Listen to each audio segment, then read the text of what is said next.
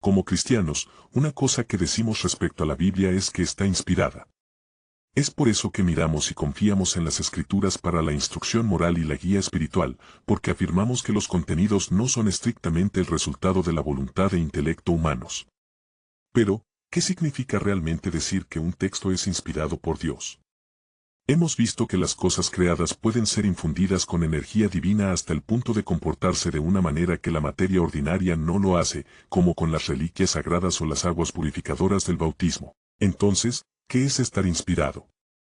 Sin hacer referencia a ninguna definición sistemática oficial, digamos que estar directamente conectado con la revelación divina al grado que el sujeto funcione de una manera que esté completamente alineada con los pensamientos, la voluntad y la acción que Dios pretende revelar, como resultado de estar en comunión con el Espíritu Santo a través de la fe y el arrepentimiento. Hay mucha terminología que los cristianos simplemente dan por sentada, pero dado que hay poco consenso doctrinal en el esquema del evangelismo moderno, es importante que las personas definan sus términos. Puedes modificar el lenguaje o definir inspirado de una manera un poco más matizada, lo cual está bien, en última instancia, no afectará el punto que se está haciendo aquí si introduces alguna variable, siempre y cuando uses esa variable en cada instancia donde se emplee inspirado. Si aceptas esta formulación, entonces la pregunta es esta: ¿pueden los idólatras ser inspirados? Y con esta pregunta no estoy preguntando si simplemente pueden decir cosas verdaderas. Muchas religiones falsas e incluso no creyentes poseen algún nivel de medias verdades. Pero, más específicamente, ¿pueden los idólatras estar completamente alineados con los pensamientos, la voluntad y las acciones que Dios pretende revelar como resultado de estar en comunión con el Espíritu Santo a través de la fe en Cristo mientras participan activamente en varias formas de idolatría sin arrepentimiento? Piensa cuidadosamente aquí, porque si la respuesta es no, no pueden estar inspirados, entonces uno debe preguntarse a sí mismo como protestante, respecto a la Iglesia en su supuesto culto a María, en su veneración de la cruz, en su veneración de los iconos y en sus oraciones a los santos, como un pueblo idólatra fue agraciado con la inspiración de Dios en la emisión del canon infalible de las Escrituras. Como protestante, según tu propio relato y de acuerdo con tu propio estándar interpretativo de la Biblia, la adoración de ídolos fue la misma cosa por la cual tanto Israel como las naciones paganas en la Biblia se volvieron completamente extrañas a Dios, porque poner algo más en el lugar de Dios es perder la capacidad de ver y oír espiritualmente, las consecuencias de lo cual, después de la acción disciplinaria, es en última instancia la destrucción total por no arrepentirse. Este es el verdadero problema insuperable que las acusaciones de idolatría contra la Santa Ortodoxia crean. No es simplemente que los obispos que nos dieron el canon fueran falibles o pecadores, sino que, según la visión protestante, eran idólatras voluntarios y no arrepentidos que no podían conocer ni estar alineados con la voluntad de Dios. ¿Por qué entonces Dios trabajaría a través de tales degenerados respecto a autenticar y formalizar los documentos más importantes en toda la historia del mundo? ¿Y cómo se supone que alguien pueda distinguir su voluntad de la de ellos bajo esas circunstancias? Uno puede hacer la comparación de que los apóstoles escribieron sus epístolas bajo la inspiración del Espíritu Santo mientras seguían siendo pecadores, y uno incluso puede señalar el caso del apóstol Pedro judaizando por error como un ejemplo de ser falible mientras estaba bajo la inspiración del Espíritu Santo.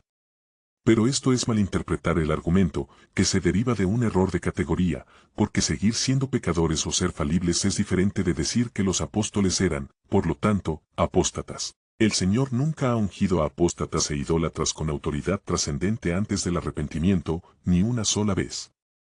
Y ahí radica el dilema, porque la diferencia entre ser un pecador arrepentido con fe y un apartamiento completo de la fe hacia la idolatría es la diferencia entre Cristo y el anticristo. Dado que toda idolatría es fundamentalmente demoníaca, ¿cómo puede el canon bíblico inspirado e infalible ser entregado por idólatras?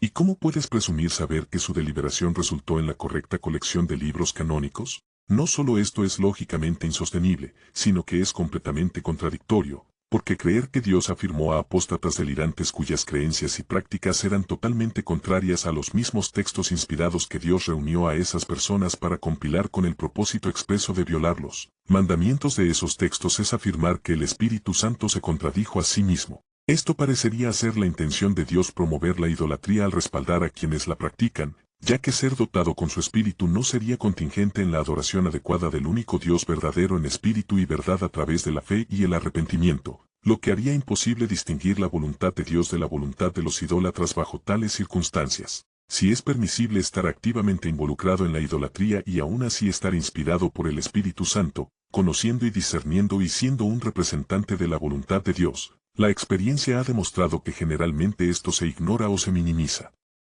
La única solución a este problema que los protestantes incluso intentan es negar la participación del hombre en la escritura o compilación de los textos de las escrituras, o reconocer la participación del hombre pero negar que fuera una contribución necesaria de alguna importancia. Dentro del esquema protestante, la inspiración podría parecer algo así, mientras que la concepción ortodoxa podría parecer más así.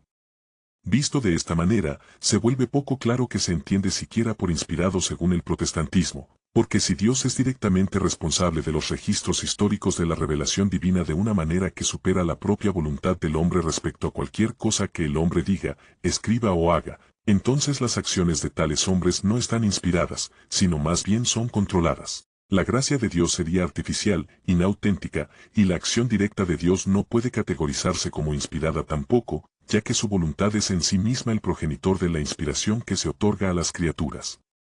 Esto nos lleva de vuelta al punto de partida porque si la inspiración divina excluye la voluntad del hombre y la voluntad de Dios precede a la inspiración divina, entonces ¿qué significa siquiera inspirado? Lo que esto revela en última instancia es que uno no puede definir inspirado de una manera que incluya los textos de las Escrituras pero que simultáneamente excluya los concilios ecuménicos responsables de compilarlos sin recurrir a un doble estándar, siendo arbitrario, ahistórico y antibíblico. Cuando alguien opera bajo la inspiración del Espíritu Santo, dado que ha cumplido ciertos criterios, llamamos a la acción o material resultante inspirado. Pero, ¿qué califica además el resultado como infalible? Después de todo, aunque afirmamos que los santos individuales e incluso los apóstoles estaban bajo la guía y el cuidado directos del Espíritu Santo y, por lo tanto, produjeron obras que reconocemos como inspiradas, aún reconocemos que los sujetos eran falibles en sí mismos. En la ortodoxia, mientras reconocemos todos los contenidos del Nuevo Testamento como igualmente inspirados, también reconocemos que, además de que el texto en sí mismo esté inspirado, lo mismo es cierto y, de hecho, debe ser cierto con todas las interpretaciones auténticas y autoritativas de las Escrituras si queremos mantener que hay un significado objetivamente verdadero contenido en ellas. Así, donde 2 Timoteo deja, 2 Pedro lleva esto un paso crucial más allá al decir que ninguna profecía de la Escritura es asunto de interpretación personal, sino que los hombres movidos por el Espíritu Santo, aunque se expresa en términos de lenguaje humano finito, es un lenguaje inspirado por Dios con su mensaje central y el Espíritu detrás de las palabras teniendo su origen en Dios. El Espíritu trabaja en y a través de las mentes y experiencias personales del autor bíblico para dar forma a lo que comunica de una manera que se conforma a la intención de Dios de revelarse a sí mismo y su propósito a través de las propias palabras del autor.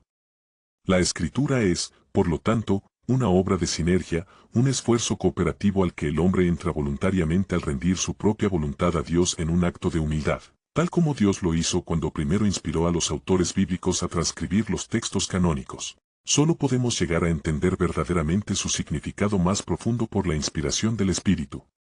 Entonces, con la inspiración siendo el elemento común que es un requisito previo tanto en el caso de los autores apostólicos de entonces como en nosotros hoy, lo que distingue la interpretación del autor de la nuestra no es la inspiración, sino la autoridad.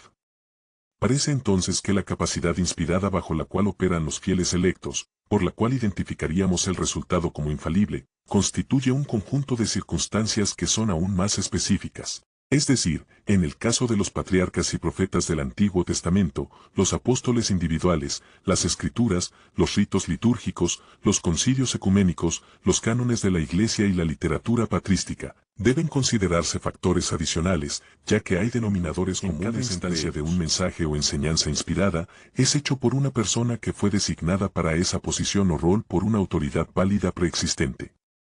En cada instancia, los individuos son receptores humildes cuyo único propósito es el servicio a los demás, en oposición a personas que presumen que pueden llamar al Espíritu Santo del cielo y apoderarse de los dones espirituales por sí mismos a voluntad. En cada instancia, la acción está destinada a ofrecer una mayor comprensión y claridad que atrae los corazones y las mentes de las personas de vuelta al Señor con un arrepentimiento profundo y un renovado sentido de amor hacia Dios y el prójimo. En cada instancia, los individuos elegidos están avanzando no su propia voluntad, sino la de Dios y, por lo tanto, por extensión, se requería alguna medida de sacrificio personal para seguir al Señor con algún propósito. En cada instancia, el mensaje o enseñanza estaba destinado a edificar al colectivo más amplio al explicar la verdad revelada de Dios, a menudo en respuesta a algún comportamiento inmoral o forma incorrecta de pensar. Y, por supuesto, la mayor comprensión proporcionada nunca contradijo ninguna revelación previa. Si un santo o un concilio ecuménico bajo la inspiración del Espíritu cumple con todos los mismos criterios adicionales que califican a las Escrituras mismas como infalibles, entonces esos particulares pueden ser identificados correctamente como poseedores de la misma calidad de infalibilidad en esas instancias. Si tomamos un ejemplo anterior que muchos usan para rechazar la posibilidad de que la Iglesia sea infalible, como el apóstol Pedro cayendo en el error de judaizar, podemos ver al apóstol Pablo cumpliendo con estos criterios adicionales en su corrección de Pedro. Pablo no se nombró a sí mismo con autoridad ni pretendió apoderarse de los dones espirituales por su propia voluntad. La comprensión y claridad que proporcionó sobre judaizar atrajo los corazones y las mentes de las personas de vuelta al Señor con un arrepentimiento profundo. No contradijo la revelación previa y respondió a una forma inmoral o incorrecta de pensar que protegió al colectivo más amplio. En conclusión, podemos decir con confianza que cualquier texto que reconozcamos como inspirado es solo inspirado porque fue producido por personas que fueron inspiradas por el Espíritu primero. Una cosa solo posee la calidad de inspiración en virtud de su fuente, y la fuente es invariablemente personas, ya sea divina o humana junto con lo divino en origen. Dado que la autoridad solo existe en relación con las personas porque la aplicación de la autoridad es propia de la voluntad, cualquier resultado que consideremos infalible solo existe en virtud de una acción infalible que la precedió. Una acción falible no puede producir un resultado infalible. Por lo tanto, si reconocemos la Biblia como infalible, esto requiere que la decisión responsable de determinar el canon bíblico fue en sí misma una decisión infalible, de lo cual podemos concluir que la Iglesia es capaz de actuar infaliblemente. Esta es la única manera consistente de dar cuenta de lo que se entiende por lo que es inspirado y lo que es infalible.